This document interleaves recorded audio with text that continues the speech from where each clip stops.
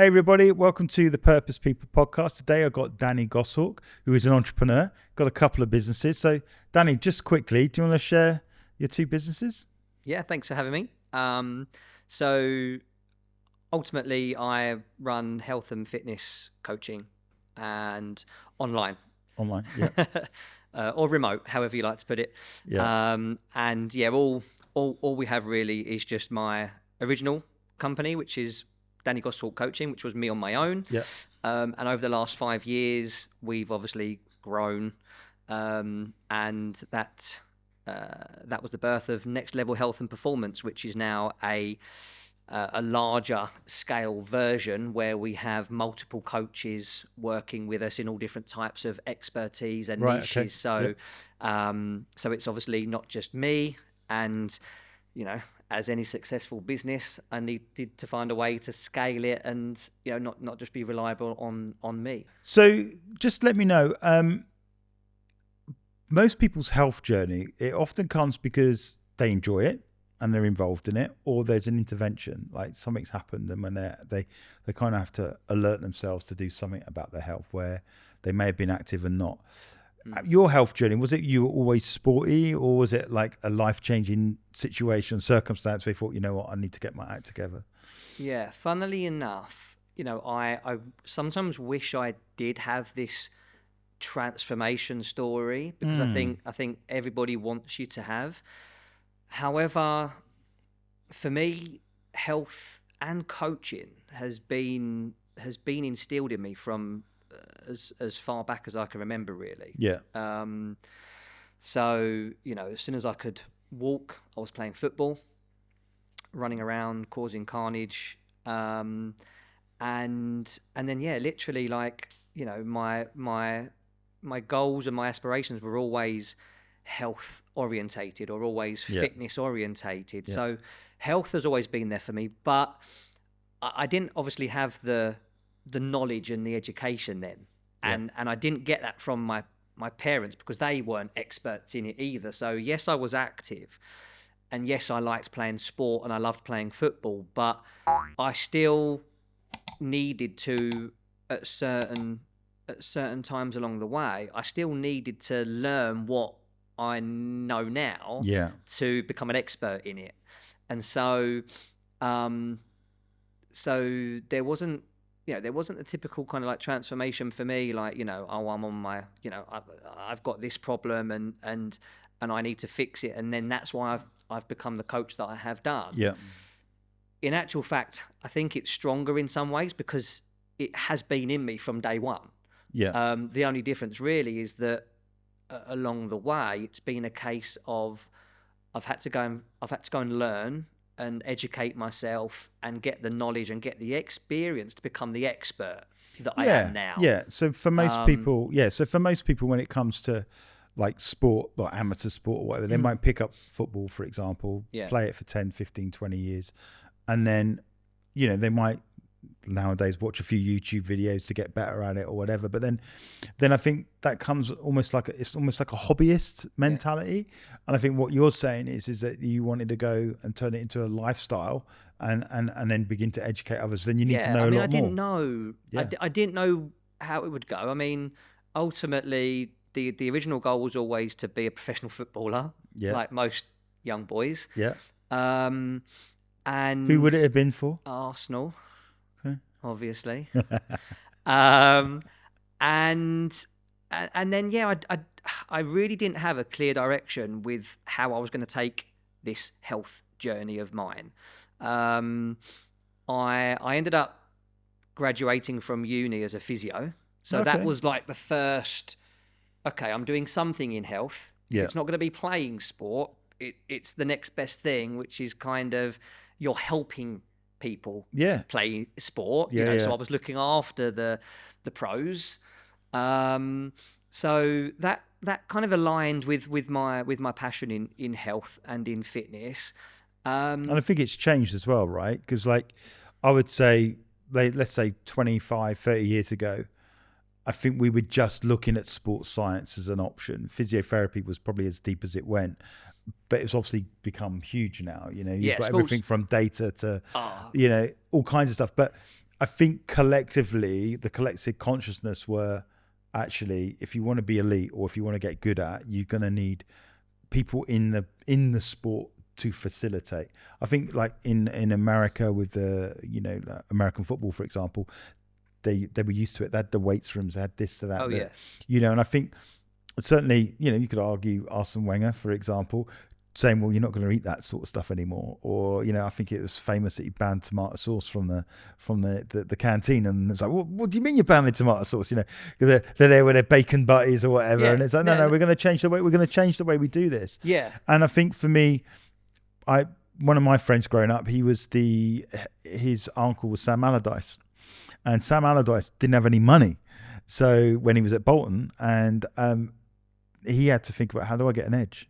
And nutrition and food and all that became into it. So I think finally that's come down into, even if you want to play decent amateur football or just have a certain degree of fitness, we need to think about everything from food to exercise to your mental health, all kinds of stuff. Now it's more holistic. Yeah, and I learned that firsthand. I learned that firsthand, probably in between school and college, that you can't just wing it anymore. There is a science to performance. Yes. So, and again, it comes down to that education part, because at school, you just were that teenager that could get up. Didn't matter what you were fueling yourself on. Yeah. You had whatever mum and dad stuck on the table, if you had that at all. Yeah. And then just got on with it, and then you were just expected to either perform or not perform. Yeah. And if you performed, great. You was in the school teams and whatnot. And then obviously college, I went to a sports college. I studied sports science at college. I started competing in at football at a decent level. And all of a sudden you start learning the actual science behind, diet, food, rest, sleep, everything. Yeah. So for me, college was amazing, and I'll always be grateful for my college course, my college lecturers as well, because they really kind of got that out of me. Not like at school, which was very, very different. Yeah. And then that kind of gave me the stepping stones and the foundations to actually believe you could probably go on to uni now and get a degree out of this and become the expert that you need to go and get whatever job it is that you want in your field, really. So yeah, it's definitely for me, I think that whole thing of even like amateur football, where you would just train a couple of times a week and go and play, and that'd be it. And then someone goes, "Oh, we're going to warm down now." You're like, "What do you mean warm down? I warmed up." Well, and I noticed that begin to creep in. It's like, oh, okay. And then you're watching Sky, and you're seeing the players running backwards and forwards in the background. Yeah. Well, why's the first team? Because they're warming down. Yeah, it is, and it's all that behind the scenes stuff that you don't see. I mean, one of the things that got me into the injuries side of thing and the interest was my own, so what injury did you get? Nothing serious, but okay. I had a lot of little niggles, right? But particularly what happened to me was when I hit my kind of adolescent ages, I got all the typical adolescent injuries. So right. all the typical you're growing, you're doing more, and you're not looking after yourself. Yeah, I got hit with all of those. Right. Okay. And then but that's how I learned. I spent a lot of time with the sports physios and with the sports coaches, and I think that showed me a different side of the sport that was like, oh, this is where the real work goes into it. Yeah. Yeah. So that I think that then gave me the interest in. I've probably spent so many hours in the physio room on the physio table. You start to become interested, don't you? Yeah. You're learning more about your body. You're kind of absorbing what they're telling you about how the body works. And I think that's when I kind of really got quite fascinated by the human body. Yeah. And then it kind of paved the way to go and get that get that education just to boost what I kind of already had from a physical standpoint with my sports and my coaching, and then it was time to get down to business and learn the nitty-gritty stuff, in the books and on the courses and in the hospitals and all of that sort of stuff, to really understand the human body, and hopefully get me into the kind of career and get me into the path that I wanted to get into. So obviously, you've got this sort of healthy interest in sport, and obviously all the things associated with nutrition and all that's beginning to open up to this whole new world. So did you end up working for someone else, or did you go, no, I'm going to go for it and start my own business? What was the sort of entrepreneurial journey? Because obviously you are now, but back then, how did that work? So 18, 19, 20, I was the complete kind of opposite to everything I am now. I was shy. I lacked confidence. And so at that point, the thought of going on my own, doing my own thing, didn't even really come into on the radar. Into a thought, not at all. Again, upbringing and parenting is obviously always important, and both my parents worked hard, had good jobs, but they weren't entrepreneurial. Yeah. So that wasn't instilled, that wasn't ingrained in me yet. Yeah.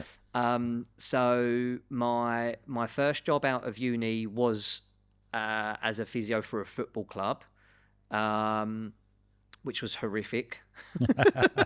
Not magic sponge and cold water. No, it didn't take me long. It didn't take me long to realise that this is not the dream. Yeah.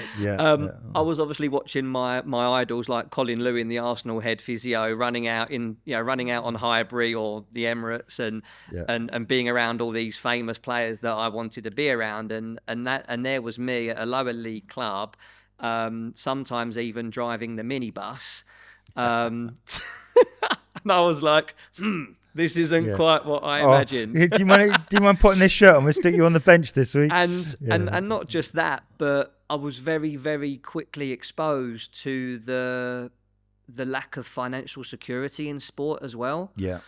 Again, you see your idols and you hear what, I don't know, managers, players are kind of earning. Yeah. And you don't really know what the rest of the kind of wage structure looks like. Yeah. But as soon as I went into professional sport, you realise how volatile that side of things is. Yeah.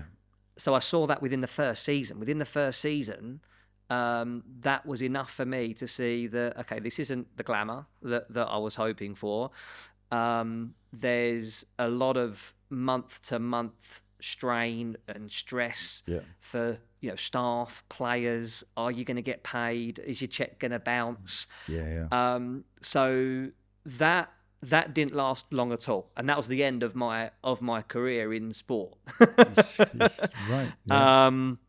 So at that point, a pal of mine said, you need to get your bum into the private sector. Get your bum into the private practice. And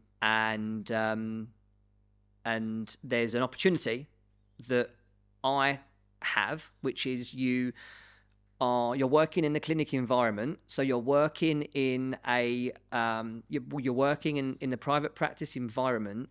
You're working on your own, but you're working underneath an established clinic already.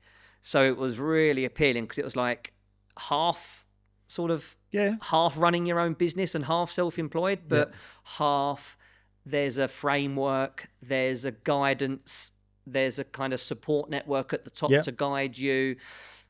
And that was the best thing ever. So I went and applied for that. I got the role. And that was now me stepping into, I'm partially responsible for what I'm doing and for what I'm earning and for what I'm building, but it's the stepping stone because I've got another business looking over me. Yeah, that's guiding me. Yeah, exactly. And things didn't end well with these guys, but I'm going to put it out there. and Lee Petrucci was an absolute legend. I'll maybe tell you exactly what happened later on in the show. Yeah, okay. But yeah, whilst we're on the subject, that for me was the catalyst to this is where you belong. And so you're given the opportunity then, you're given the opportunity to work in that environment, the framework, and build your own business, and ultimately maybe getting referrals in. And it was like it was like one of these. It was like a franchise. Yeah, of course. So it was like, we give you X, you've got to do Y, and then there was a percentage split. There was a revenue share. Okay. Based on what I brought in. And then the risk was on them though. Yeah, okay. So very appealing for me because I was still not quite at that that mindset yet of I can do it. Yeah. But I went with that, and then 4 years with him, worked my way up the ranks, director of his county that we had. I was now looking after not just my own clinic, but another clinic and the staff within that clinic. And then that was all the confirmation that I needed that I can do it. And so then I made the leap. Right. And then I got out of his business and I opened up my own. And that was the first point where I had, it was all me. It was all me. All mine. Yeah. The risk was now on me. Yeah. I felt like a proper entrepreneur. Yeah. So yeah, I mean, you mentioned it didn't end well, but ultimately it ended. That ultimately ended in order for you to step into something new. And I think for me, I mean, just judging by what you've talked about, is that you learn a lot. And I think it's not necessarily a negative experience. It's it gave you the launch pad to get to somewhere else, and maybe it didn't work out towards the end. There were no negative experiences at all, other than I clearly got to that point like most entrepreneurs do, and I wanted more. Yeah. He couldn't give me more. So you went out. I said, do you want to support me in getting more? And he couldn't. Yeah. Or didn't want to. Yeah. At which point that made my decision. And I said, well, I'm going to go and do it by myself then. Yeah. So there was no negative experiences there at all, other than I'd outgrown it. And that's a difficult one, right? Because ultimately, really hard. Yeah, it's a difficult one. I think from both sides, like from yourself. Yeah. Like you've done this and now you've got to say, you know what, actually, I need to go and do it myself. Now I know it for myself. I know exactly the position he was in. Exactly. Yeah. And I think, and it's funny you say that, because I remember when I used to play football, go back to football. Back in the day. And I used to play left wing or right wing. And, often if we're winning the game 3-0, the substitutes have been made, and it's always the freaking wingers that got taken off. And you're like, oh, come on. Me again? Or no, take the other guy out. And I couldn't understand it. I used to be like, hey, can't I just, I've got 2 goals. Can't I just get the third one? Like that. And he used to wind me up, So I play 5 games, and out of 5, you might be substituted the last 5 minutes, or 2 out of the 5, let's say, yeah? So I'll come off at 85, or I might come off at 80 if the game's done. And it just frustrate me. And I was like, whoa. Then I managed. Who am I going to change? Now you're on the opposite side. Actually, if I take the wingers off, it's easy. It was almost like an easy one to change, because the risk wasn't there as much if the game had been sewn up. Yeah. So you said, then I started doing it, taking the wingers off, and then it clicked. I went, because I'm not going to change the centre back. No. You're not going to change your centre midfielder, really. Striker's probably quite easy to switch off, but if it's... No, it's all perspective, isn't it? And that's what I didn't have at that point. I had the perspective of my own goals, but I didn't have the perspective of the business. Yeah. And so he was absolutely right and spot on in everything that in every decision that he made. I just hadn't learnt that bit yet. Yeah, exactly. And I think now you're saying, but the self-reflection piece is, I know what he's like, and I understand that. And I think for someone that's been in business for a while, it's really hard because at the end of the day, it was just unfortunate that I'd learned everything that I needed to learn from him. Yeah. And I'd learned everything that I needed to know.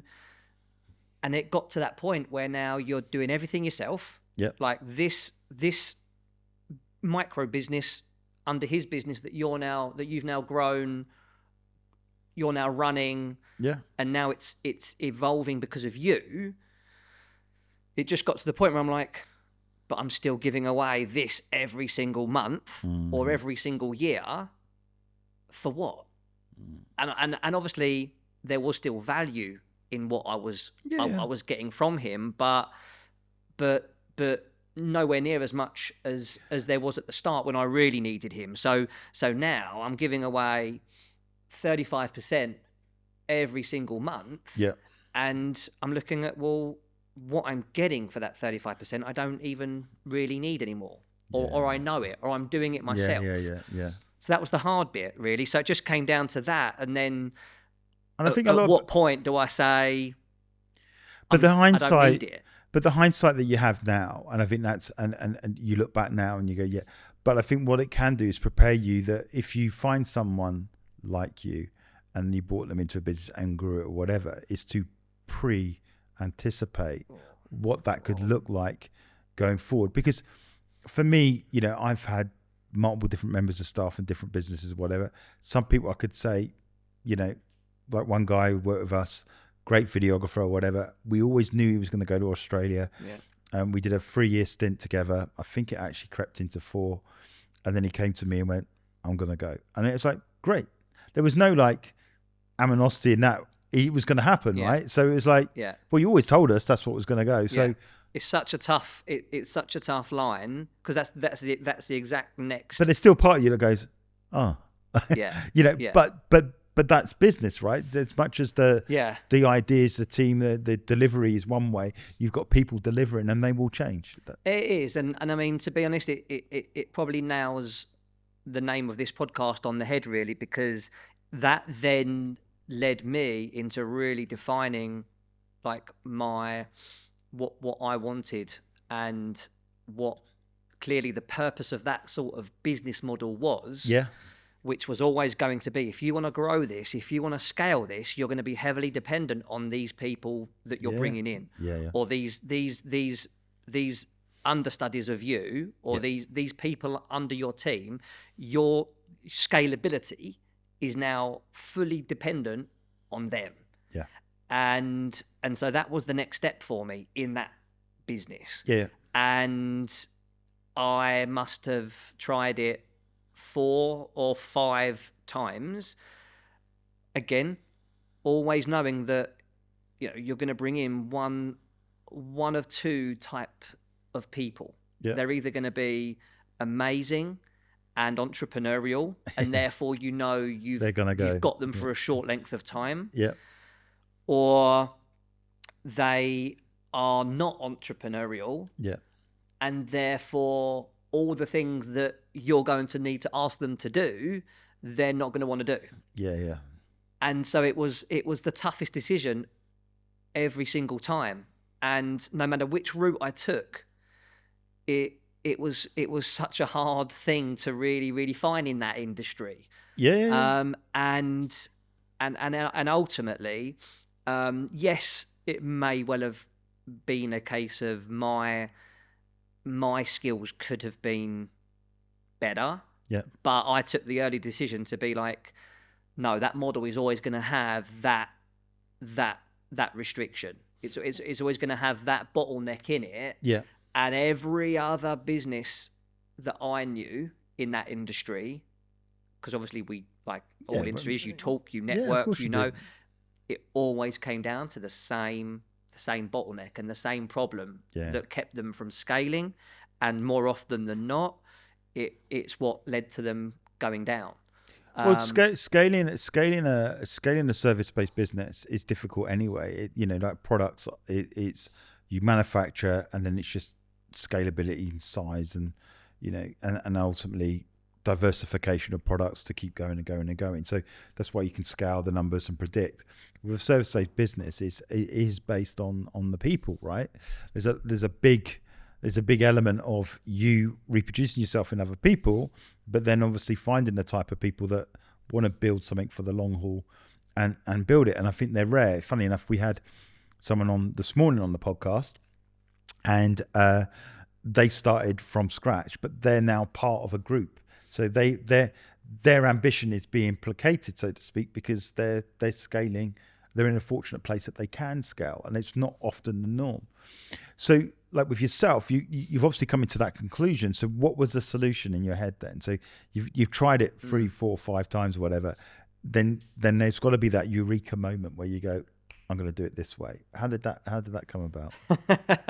It wasn't on purpose. Yeah. But it was COVID. Yeah. Okay. So this was all got your attention. Yeah. So this was all happening. Just around whatever it was, back end of 2019. Yeah.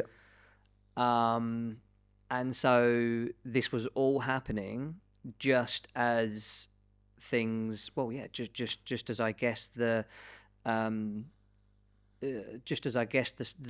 first outbreak of the news that people are starting to get fearful of this condition, which meant for me. So at this time, just to give a bit of context, at this time, what I'd done in my own business was I'd started off as a clinic, yep. which was obviously my original skill set. Yeah. So it was a sports injury and physiotherapy clinic. Yeah. But what I'd done at that point was, I knew that for me, part of my ambition was to have like a multi-purpose service studio. So my goal was to have the clinic, and then we was going to have a gym. Yeah. And we was then going to offer all the health and well-being services that I felt were necessary to have a real performance center. Yeah. So that was what we created. So we had the clinicians, we had the physios, we had the masseuses, we had the personal trainers, we had the nutritionists, and we had the psychologists. So we now catered for every sort of every kind of health and well-being problem you could encounter. Yeah. So that we kept it all under one roof. Mm-hmm. And we didn't need to outsource. We didn't need to send you to this GP or that doctor or that physician. We did it all in-house. Yeah. So at the time of the outbreak of COVID, it was not only, okay, all of your customers are now starting to become a bit scared of, well, because obviously it's now like, don't use the gym, don't use this. And so all of our services pretty much got shut down. We was in that person to person service, right? That didn't bring in the likes of masks and 2 meters apart job for however long it took to bring it in. Yeah. So we were pretty much locked down from a business immediately. Yeah. And obviously all the staff, all the practitioners and all the clinicians that were working under us were in the same boat. We're like, well, we've got to shut up shop. Yeah. So that was the real light bulb moment to then figure out again, okay, so you don't want to just keep going back to this same problem of you're reliant on everyone else. Yeah. I've now just experienced what happens if you're reliant on a premises. Yep. So for me, as probably every kind of health consultant, health practitioner, personal trainer at the time in the world, it was, okay, you've now got to go and look online and see what you can do remotely, digitally, to kind of replace what you've believed for the last 15 years is not humanly possible without being in a room with someone, touching someone, or being able to analyze their posture or their technique face to face. Yeah, yeah. Because I'd been there. I'd sort of heard that, online coaching was being born, and apps were now being produced to give people exercise plans and all of that sort of stuff. But that voice in me was like, no, you can't do that. You've got this premises, you've got this shop front, you've got this, you've got this area, this area that we now looked after. you know, every person in this area to an extent. It's like, that's what your business is about, and that's how your business should be. And I wasn't, at first, until COVID, I wasn't really open to the digital world. Which is, you know, and I think it was funny because obviously with that shift, there were businesses that birthed out of it. I mean, Zoom, for example, is a famous example, worth next to nothing and then became worth more than the airline industry at one point. You know, just a combined total financial worth.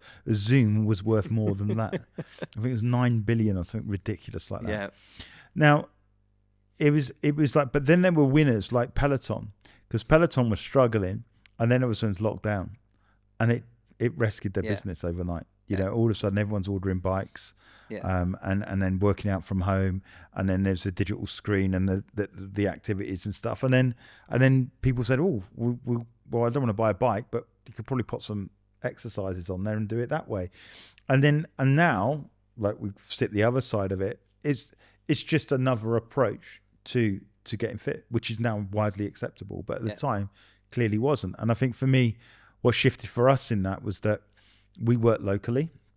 So we were well known within Bristol. We had a few London clients where we would travel down every couple of weeks or whatever and go and see them. And all of a sudden we were having conversations with people from all over the world. And they're like, well, can you do a workshop, like a marketing workshop online with us in the States? Yeah, okay. What time? Well, your 6 o'clock is it's our midday. Should we do it then? And you're like, all right then.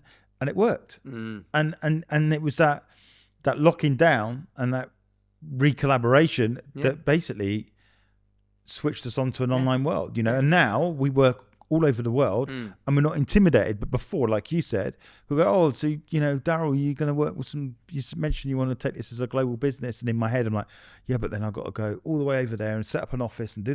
Now I want to do it, but I just don't know when. Now, I can do it tomorrow.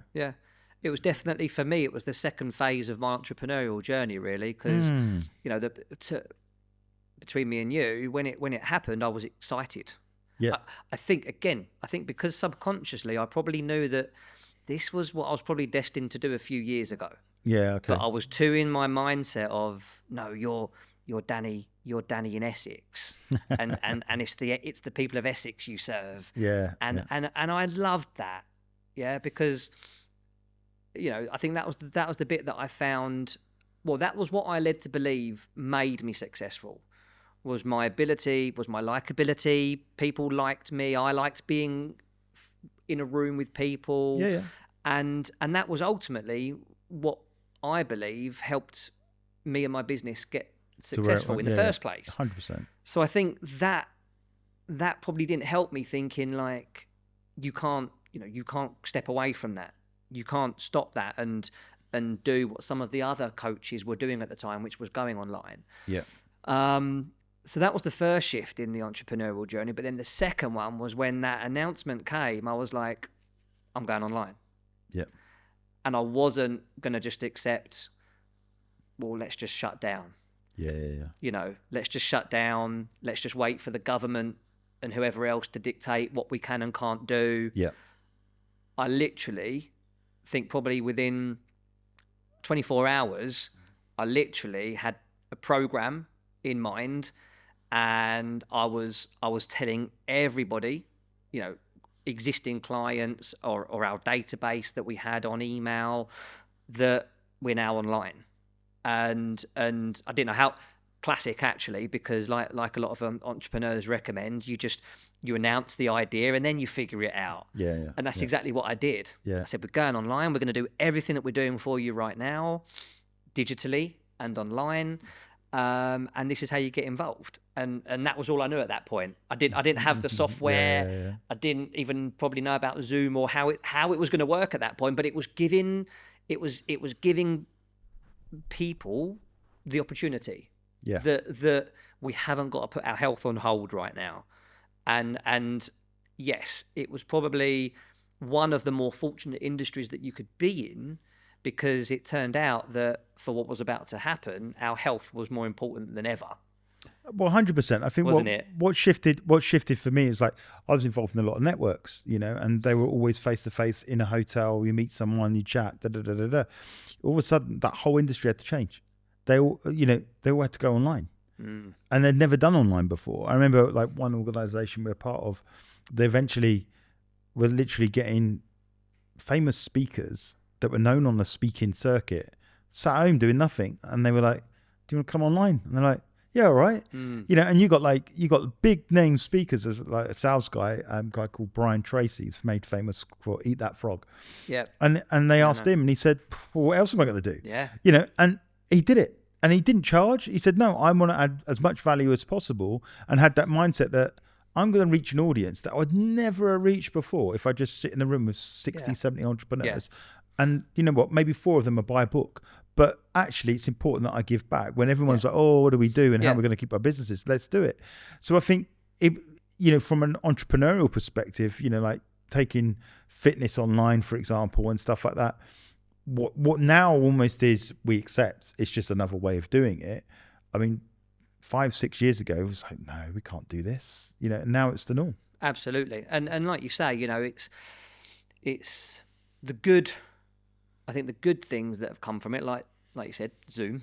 Yeah. The good to have come from it has stuck around. Yeah. And I'm pleased to say that we've stuck around. Yeah. Whereas I think for a lot of people in my industry, it was just a bit of a fad, really. Yeah. It was just a fad. For me and the clients and the people that trusted me during that period helped me realize that I can do a better job like this. There you go. I've already done, up to that point, I've already done a great job for the people of Essex, which is where my business was. Yeah. Now I'm helping people all over the country. There you go. So I'm doing a better job. There you go. And I'm you had the epiphany of, oh, well, actually, I thought that I could really help these people when I'm in the room face to face with them, because that's what they want and that's what they need.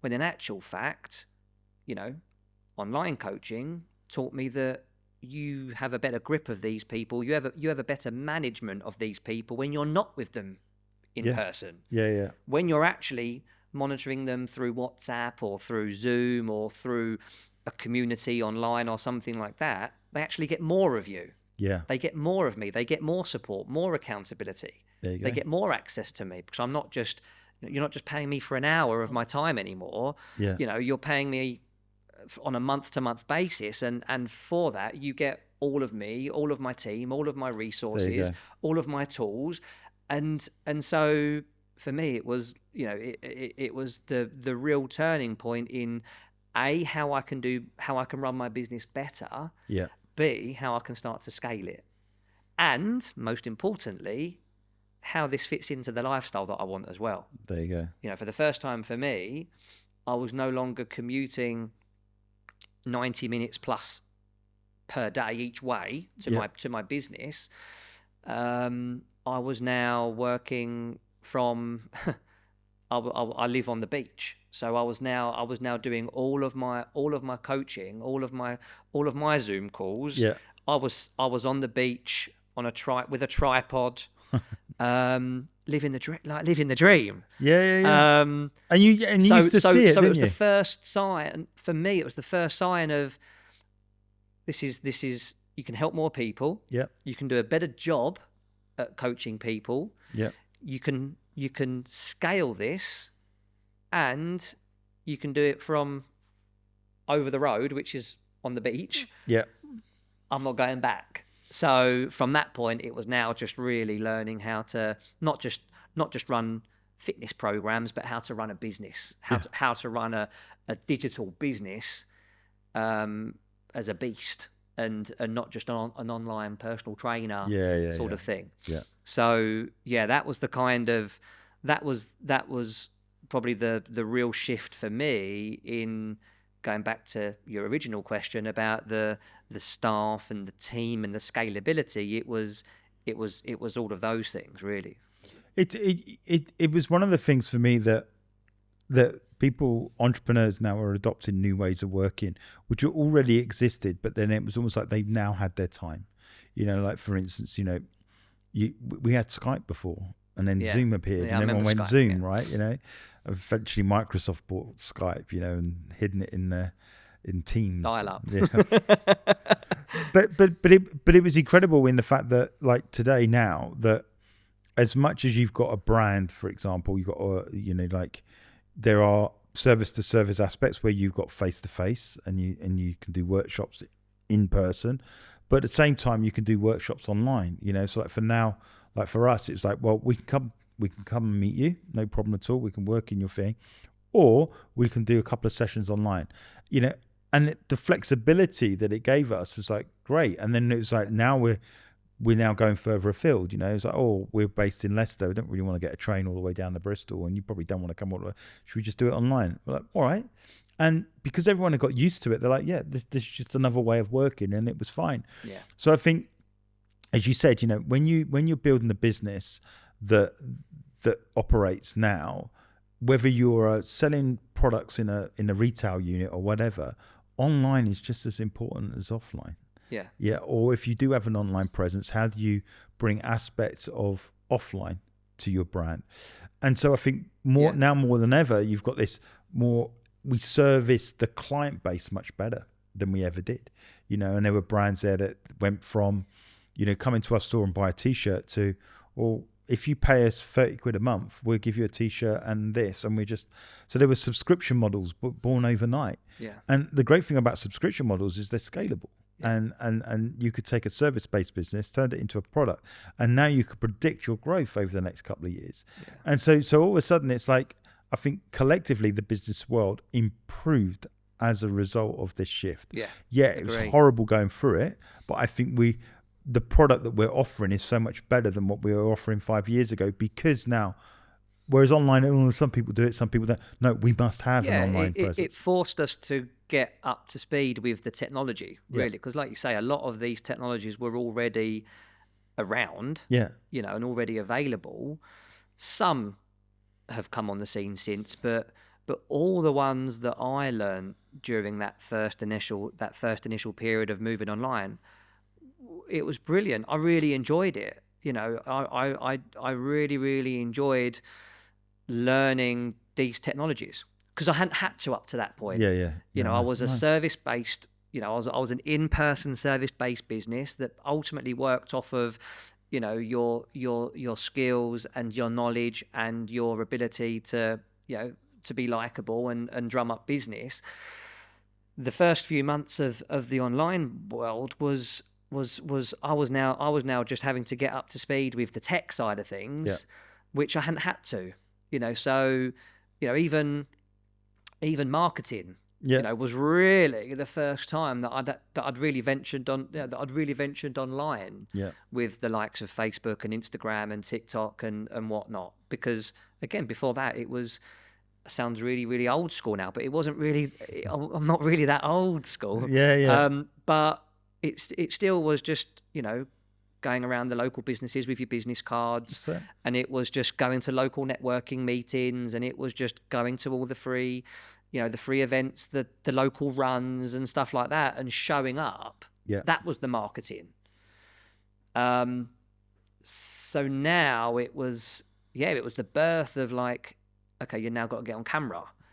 You've now got to go and start learning the world of digital marketing, which I was a real dinosaur with. But it's interesting. But it's interesting because I think last night, for example, just showing when this podcast was actually filmed, but the Golden Globes were last night in the US, and they were making a big thing about cinema being really important and the experience there. But what we've birthed now is a world where not everyone's returning back to the cinema. There might be some AAA films that come out, but generally people are watching film debuts straight to online streaming. But what I found very interesting is that they had a category which had never been done before for podcasts. So this was the first year they actually awarded a Golden Globe for podcast. And And it just began to say that the way we consume media has fundamentally changed. You know, I don't read books. All right, so what do you do? Well, I just don't. Now it's like I don't read books. I listen to Audible or I listen to podcasts. And I think what's changed is the way that we consume has changed as well. Yeah. And I think the way that we consume, where we got online products, I listen to it, I'll engage with it, whatever. But the way we work also has changed. So, for example, you mentioned about, you know, an hour and a half to commute, an hour and a half to come back. That's what we all used to do without even questioning it. Now it's like, why would I do that? That just seems insane. It's a waste of my time. So what's happening is that you're buying back, let's say, the hour and a half, and now you've got an hour and a half spare. We can invest it in your health. Yeah. You know, so now it's like, well, we're giving you the gift of time back in the way the world's changed. So we do have more time on our hands, but it's putting it to good use. So I think naturally the outworking of that is now I've got my, if I'd say 3 hours back of a day, I do have time to work out. What are you going to do with that? Yeah. I do have time to work out now rather than graze the fridge for 3 hours or watch loads more Netflix for 3 hours. It's actually, no, I do have more time than I did before because I'm not commuting as much. So when people say, hey, I haven't got the time, I'm like, well, actually you do now. Yeah. You know, because you used to be able to find 2 hours in your day to travel backwards and forwards. Yeah. You got it back. Yeah. And I think I think what's happened is, you know, by providing online services to your audience, you're meeting them where they are as well because they have more time as well. Absolutely. You know, I mean, again, you know, it was for people that wanted to come and see me in the old business. Again, there was more time needed to do that. Yeah. You know, so again, you know, you're offering a service that delivers better, but also without the constraints that were there before. Yeah. And so, you know, it was quite an easy initially.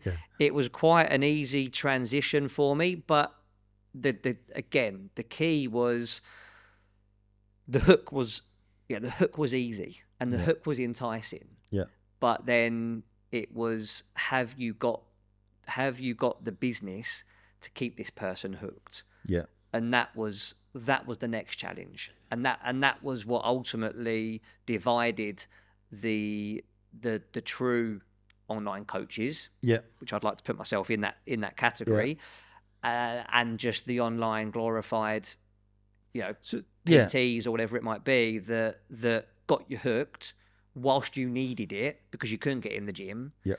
But then as soon as they all opened, you chose to go back to what you were doing before. There you go, instead of stick to the new concept. Yeah. Whereas if it was done in the right way, then hands down you would stick with that concept. Yeah. Even if it meant, all right, well, I'm still going to go back to the gym that's now open, but you've taught me how to manage my health more efficiently. Yeah. Because we've learned the new way that we can do it that does give us more time. It does give us more flexibility. Yeah. It does give us more the ability to be more consistent. And so it changed the game massively. So talk us through like a typical client now and their client experience with you, so people can get an idea. Yeah, their circumstances might be different. Let's take a typical client so they know exactly what they would get if they work with you. Yeah. So right now we offer a range of different services, but obviously me personally, I don't like to be known as broad or like you're a one size fits all service. Yeah. But so what we've done is we've just niched, each coach has kind of like niched down into their expert area. Mm-hmm. So for me, it's business owners over 40. Okay. That's who I now work with, and ultimately my role with those guys in particular is quite simple. It's really just about getting back their old life is the best way of putting it. Because for most business owners around that particular age, their life has been mainly about work, career, and business. Yeah. And what that inevitably means is that, hopefully they've kept they've kept their family, if they've got a family. But the one area that I can often guarantee that they've let slip is their health. 100%. So it's a really fun opportunity for me, because it's making it the norm. You know, it's normal to have focused on your business. It's normal to have focused on your career. Yeah. It's also normal to have focused on your family. Yeah. Therefore, it's kind of normal that you're not in your best shape with your health or your fitness. But we've got a way of helping you get that back. Yeah. And it's without breaking your back. Yeah. That's the key. It's getting health back. Yeah. And it's about doing it so that, you know, ultimately your health becomes on par with your career and your business, because that's what I've not on purpose, but that's what I've realized I've become an expert in. Because I had the health from the start. Yeah. So all I've really had to do is maintain the health and fitness. Yeah. I've grown the business to get the two aligned. So in my opinion, I'm in the perfect position to help the people that the other way around get them the other part that's missing. It's quite funny because, you know, like I see in business, like where people have worked really hard for 10 years or whatever, and they got their business to a point and they're beginning to think. And then you go, well, now you need to begin to communicate. So as you build that team, or as you got those people in place, you become like the ambassador for the business. And then they go and stand on stage and they do a talk for 15 minutes. And they might be good, some might be terrible, but generally they're okay because they're used to talking in front of people. But then they see what they look like on the photos and they go, oof, oh, right, I need to do something about it. And I think going back to what you said is that in the online world that we find ourselves in, as much as actors and actresses have to look after themselves, I think because we're now in an age where if you are an ambassador of a business, you're going to be in front of camera, it now becomes like even more important because you carry the brand. So just like, you know, an actor can't go and eat what they like because they're not going to get picked. Exactly. You know, then ultimately someone will make a preconceived judgment when they see you and go, well, you don't look very healthy.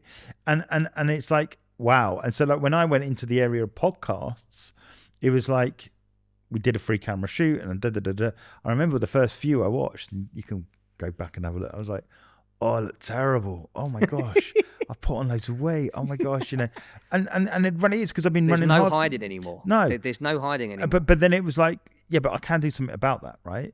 And I'm not saying this, the sole reason I'm doing the podcast is just to like manage my health, but you can tell when I'm overworked, or you can tell when whatever. And I realize now it's like, make sure you go to bed a bit earlier or get a bit of, how's your sleep been the last 4 or 5 days? You know, obviously wardrobe is important, right? Because you're on camera and you're looking good today, you know, for example, you look pretty slick. And it's like, it's those things you don't normally think about, but actually when you're amplifying a brand, you need to, and health becomes, when you're talking brand, health becomes really important. And that's the performance side of things. Yeah. You know, so, you know, we talk about performance a lot, but you know, what I make a point of making people aware is that we're no longer talking about performance on the pitch. No. You know, we're not talking about performance in the gym. We're talking about performance in life. Yeah. 100%. So like you said, it's performance on the camera. Yeah. It's performance in the board meetings when you've got people looking up to you. Yeah. It's performance at home with your family. Yeah. That's the performance that we're now focusing on at next level. I.e., it's about taking you from the level you're at to the next level. Where you can be. And what I found recently now, and maybe because it's the age I am, whatever, people, the stuff that you used to do in your 20s, people are letting go. So, for example, I am now coming across more and more entrepreneurs, and it's not to beat the people up that do, giving up drinking, because they turn around and said, A, I haven't got the time to deal with hangovers, but B, if I do this, I look terrible over a period of time. Yeah. And so they start cutting it out. And it's like, because like, you know, we live in this digital age and now we're on camera or whatever, people are starting to making those health conscious decisions now because they want to look better. They want to feel better. They want to wear clothes that fit, you know, and it's like, I've got to be disciplined. And I think the thing about like your company Next Level is that it's great when you've got a champion alongside you saying you can do it, because it's quite a lonely road to do it when, let's say, you've got loads of young kids that are burning calories for fun and they're all eating cakes, crisps and Cokes, and they drink it and run it off, whereas you do it and then it's like, oh, I feel terrible for 3 days. Yeah. It's like all of a sudden it's like you're very conscious in the way that you look being an ambassador for a company. So I don't have the same liberties I once did, but if I've got someone in my corner saying it's okay, you're the same as every other 40 plus person, it's okay. Running a family that is already tough enough, but let's help you, then that's brilliant. Yeah, and that's the key, really. You know, it's I think it's all about that alignment. Yeah. So, you know, I think if you've got a coach that understands you, and your lifestyle, that's the first pillar. Yeah. If you've got a program or a plan to follow that is built for you and your lifestyle, that's the second thing. Yeah. And then the third pillar is the community. So it's being in the right community. Yeah. You do not want to go to a gym or go to a sauna or go to a bar or restaurant that you're trying to be just another 20-year-old. Yeah. It's not going to make sense to you. No. Because of all the things that you just mentioned. Yeah. But they don't know that yet. They don't know that they're eating that because they can, and you can't do that. Yeah. You need to know what fits for you. Yeah. So what we are therefore able to do is put each person that we work with, we put them with the right fit coach, the right fit plan, and the right fit community. Yeah. And then it's not as lonely. No, and it's great. Because otherwise it is. Yeah. You know, if you're doing it on your own, it's very lonely. Yeah. Very lonely. Or if you're doing it in the wrong way, again, it also feels lonely. Yeah. You know, why are they shifting that when I can't? Yeah. Why are they getting that plan when I'm not? Yeah. Why are they eating and drinking that when I'm not allowed? Yeah. It just makes you feel even worse. Yeah. But if you're in the right pool of people, and that's so important. That's why it's really important that we've found our own niches, and we found our own avatars and our own people to work with, because that's such an important part of it. Yeah.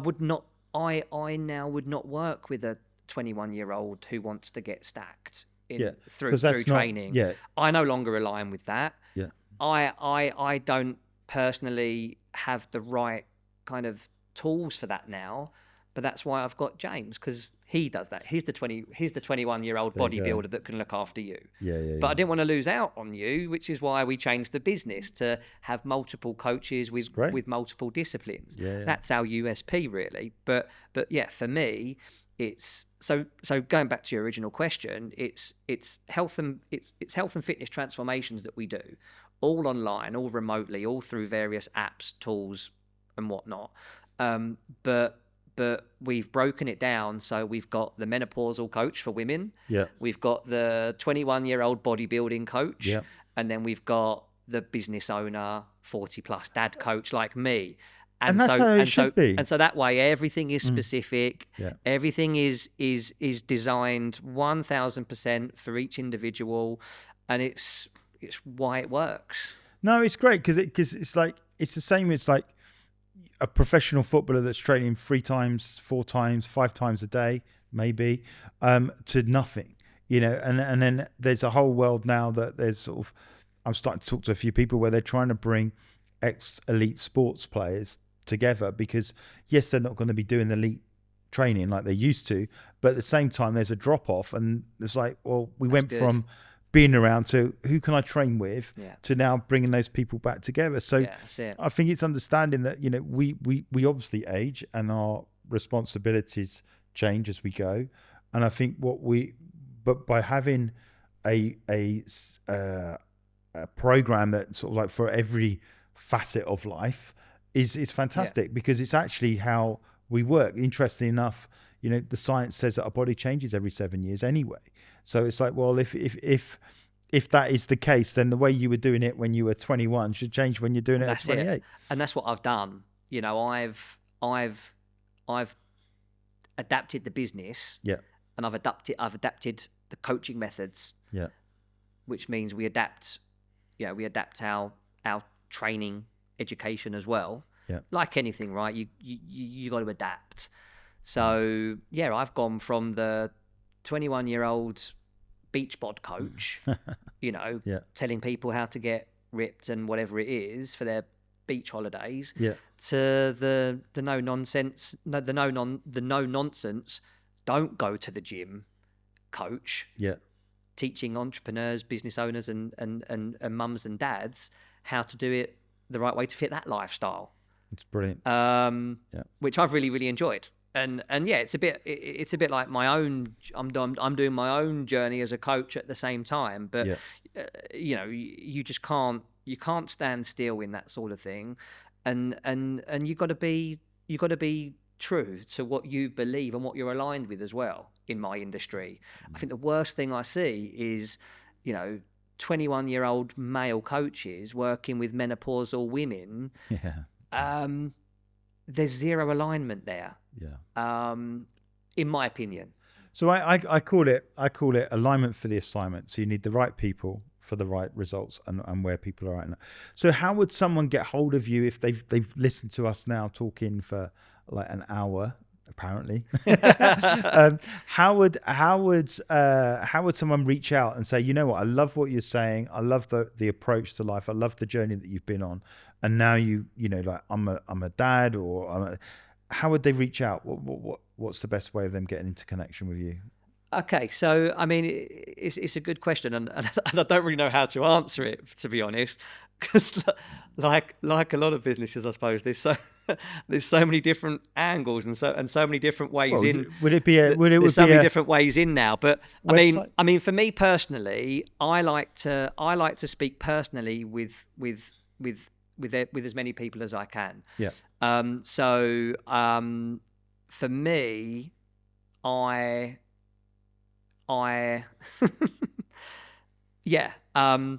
we've got, so our main website is nextlevelLimited.com. Okay. Let me start with that. That's probably the easiest thing. So our website is nextlevelLimited.com. Ltd. On there, it will show the whole range of what we do. But in terms of actually just wanting a chat or just talk to me or one of my team personally, then either through Instagram, which is again Next Level Coaching, or through WhatsApp as well. So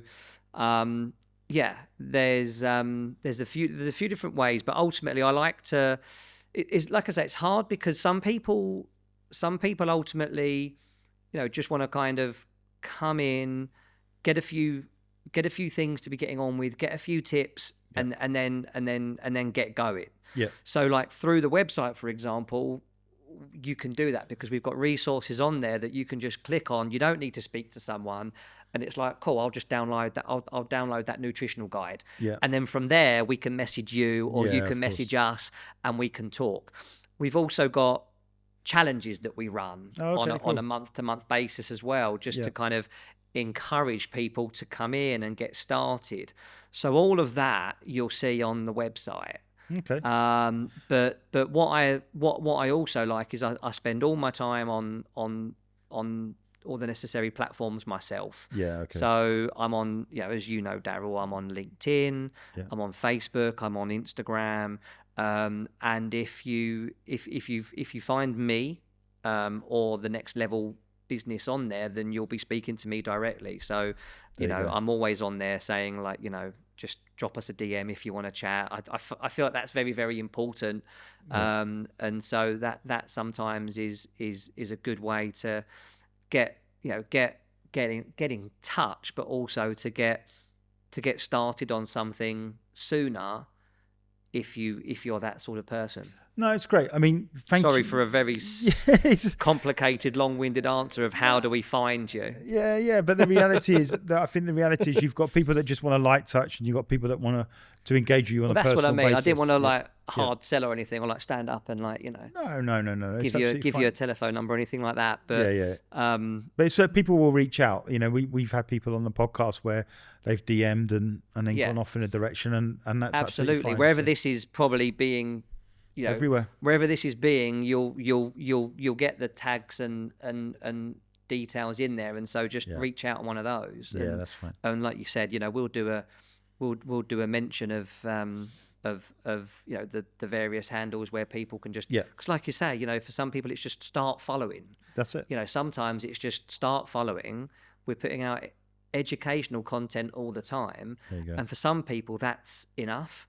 It's a good way to get just started. Step back and learn from a distance until you're ready. But if you're ready, drop me a DM, drop me a message. Awesome. And we'll have a call. Well, listen, Danny, it's been a great chat. An hour has gone like that. Thanks for taking the time to travel all the way up from Essex, which is where I was from many years ago. So it's quite good to Essex get boys. Essex boys on the sofa. But listen, really appreciate your time and coming out and just sharing some of the stories. It's been wonderful. Thank you so much for having me. I've really enjoyed it. Awesome. Thank you so much for being part of the Purpose People podcast. You're listening to us on a regular basis helps us get the message out there that living life on purpose is the best possible life to live.